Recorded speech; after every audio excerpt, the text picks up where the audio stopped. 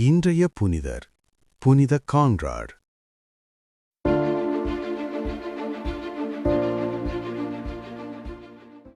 புனிதர் கான்ராட் இத்தாலியின் பியாசென்சா நகரில் ஒரு செல்வந்த குடும்பத்தில் பிறந்தார். இளமையில் வேட்டையாடச் சென்றபோது ஏற்பட்ட ஒரு விபத்தால் ஒரு பெரிய தீ விபத்து ஏற்பட்டது. அதற்கான பொறுப்பை ஏழை ஒருவர் ஏற்றுக்கொண்டார்.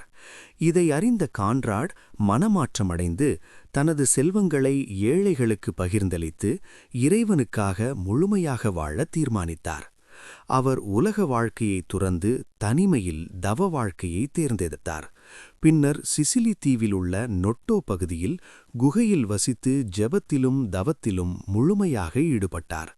அவரது வாழ்க்கை எளிமை, மனமாற்றம், தாழ்மை, ஏழைகளுக்கான அன்பு ஆகியவற்றின் சிறந்த சாட்சியாக விளங்கியது. பல அதிசயங்கள் அவருடன் தொடர்புடையதாக கூறப்படுகின்றன. புனிதர் கான்ராட் நமக்கு உண்மையான மனமாற்றமும் தியாக வாழ்க்கையும் இறைவனுக்கு எவ்வளவு மகிழ்ச்சி தருகின்றன என்பதை நினைவூட்டுகிறார். புனிதர் கான்ராட் இறைவேண்டல். அன்பும் இரக்கமும் நிறைந்த இறைவா, உமது உண்மையான சேவகரான புனிதர் கான்ராட் அவர்களைப் போல நாங்களும் மனமாற்றத்தின் பாதையில் நடக்க அருள்தாரும். செல்வமும் சுகவாழ்க்கையையும் துறந்து உம்மை மட்டும் நாடி வாழ்ந்த அவரது தியாக மனதை எங்களுள் வளர்த்தருளும்.